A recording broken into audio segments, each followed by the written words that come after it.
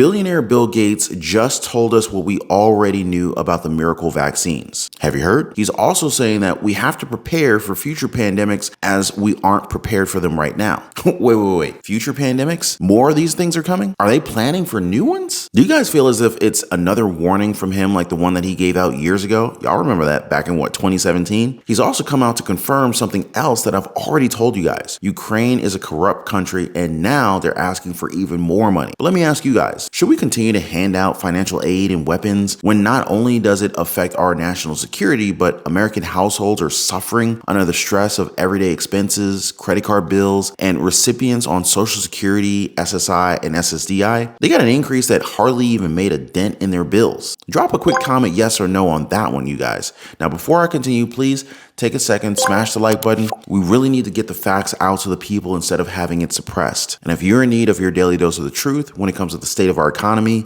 global trends and happenings, Social Security, the stock market, the housing market, and everything that's going on in Washington, D.C. that affects our lives, our families, and our bank accounts, make sure to subscribe to the channel. Also, make sure your notification bell is turned on. And if you own a home, protect your largest investment and never be caught off guard by another very expensive, unexpected home repair again. Get your free home warranty quote. There's a link in the description of this video down below. The World Economic Forum may very well be planting the seeds for the next pandemic as we speak, and they're using billionaire Bill Gates to get the word out. Here, watch this video. Anyway, so antibodies, antivirals, we think we can also have very early in an epidemic a thing you can inhale that will mean that you can't be infected, a blocker, an inhaled blocker. We also need to fix the three problems with vaccines. The current vaccines are not infection blocking. They're not broad, so when new variants come up, you lose protection. And they have very short duration, particularly in the people who matter, which are old people. And every one of those things is fixable. In fact, doing that work is going to help vaccinology very, very broadly. Okay, just so I can jog you guys' memories, he also said last year that the vaccines were a miracle. And fast forward to 2023, he's saying that they don't necessarily block the infection. So the question is now, what changed between then and now? There's more to this though. Bill Gates has been known to be a very vocal supporter of vaccines, just like I said, but he also invested about, $55 million in BioNTech right before the pandemic, and he sold right at $300 per share, giving him at least $550 million back. So now he's talking about some breath spray for a future pandemic. Did he recently invest in that too? Hell, maybe I should. I don't know. I mean, they're going to do what they're going to do regardless, right? Now, in the same speaking engagement, Bill Gates threw the Ukraine under the bus. You know, the Ukrainian government is one of the worst in the world. Corrupt, controlled by a few rich people. I mean, really, unfortunate for the people in Ukraine. Ukraine and corruption? Surely these two don't coexist. Well, if you must know, there was a recent corruption scandal in the Ukraine which involved some of Zelensky's top officials. Now, you would think that the president would be a little bit more reserved in asking us for more money, since we now know that they're just playing with US taxpayer money, right? Wrong. After he thanked President Biden, Congress, and the American people for tanks that he's eagerly waiting for, he said this. Є прогрес і по інших аспектах нашої оборонної співпраці. Я говорив сьогодні з генсеком НАТО Єнсом Столтенбергом. Маємо відкрити постачання також далекобійних ракет для України. Важливо, ми маємо розширювати і нашу співпрацю в артилерії. Ми маємо вийти на постачання літаків для України. That was right after we found out about how some of his top officials used our money for sports cars and even lavish vacations. Please, somebody tell me. Please tell me I'm not the only one who sees how insane all this is, right? And yes, President Biden rejected his request. Mr. President, the United States provide F-16s to Ukraine. No. But he also said that he would never send tanks there. But then he ended up sending some tanks, and a lot of them. Now you gotta wonder, when will enough be enough? Well, if you ask Michael Rubin, a former Bush administration official who supports American wars, we're not even close to the end. This guy actually is advocating for nuclear weapons to be sent to the Ukraine. Are you freaking out of your mind? Should this be the time to make this war even more devastating? Now, at the same time, things are crazy as usual right here in our own country, but it's the kind that we already knew was happening. happening, much like the softening of the labor market. More tech companies are getting hammered left and right, and we're not even halfway through this year. Matter of fact, this is barely the end of the first inning. Thousands of Americans have already lost their jobs. I mean, look at this. PayPal to lay off 2,000 employees. That's roughly, 7% of their workforce? PayPal becomes the latest Bay Area tech firm to announce layoffs. The San Jose-based company says it will trim about 7% of its total workforce, or about 2,000 full-time workers.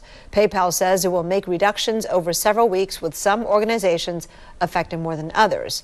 PayPal is the parent of digital payment companies, including Venmo and Braintree.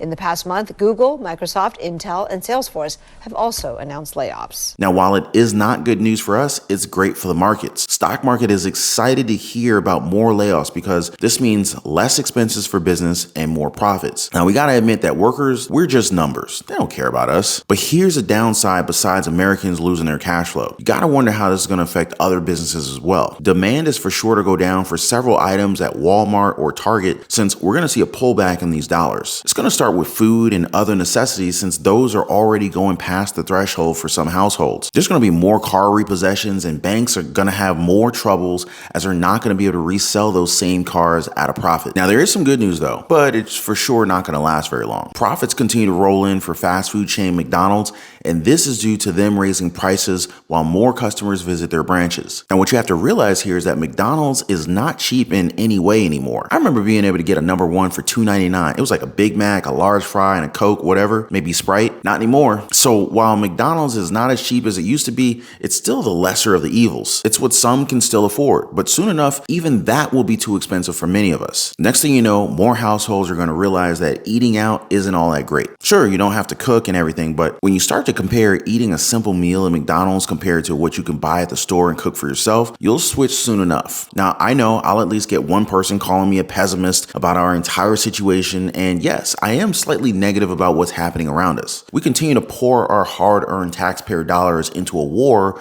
that we're supposedly not fighting. Americans are dealing with the cost of living on a daily basis. Households don't necessarily have anywhere near the savings that they used to. Plans from billionaires continue to come true while most of us are unprepared. I mean, it's hard to look at the silver lining here. It's hard to find it. You want the real nail in the coffin? Look at Chicago. Their crime has spiked by 61% at the start of 2023. But their governor is saying that crime continues to trend downward. That's the problem that we have nowadays. They're not being provided with the truth. And if we are, it's hidden in the shadows. And then we got to scrounge the highs and the lows of the internet just to find it. Well, that's why I'm here for you guys. And I will continue to look for the truth for you guys 24/7. The line daily dose of the truth, it's not just a tagline. It's a creed for me. Now, if you need the truth, then go ahead and subscribe. And before I go, I just want to remind you guys that you are capable of anything that you want to achieve, no matter what the circumstances that you're being put in. Financial freedom is still not impossible to attain. And if you had a guiding hand when it comes to budgeting and you understood how to create multiple streams of income through side hustles or small businesses and investments in real estate and the stock market to be able to improve your cash flow, maybe start an online business, affiliate marketing, drop shipping, then you'd have it made. Now, if you're interested in any of these things, feel free to join us over in the Patreon community. There's a link in the description down below. I'm always here to talk, guys. But before I go, please don't forget to drop a thumbs up for the video. That totally helps out so much. Thanks for subscribing. Appreciate you guys watching. Be kind to one another, and I'll see you on the next one.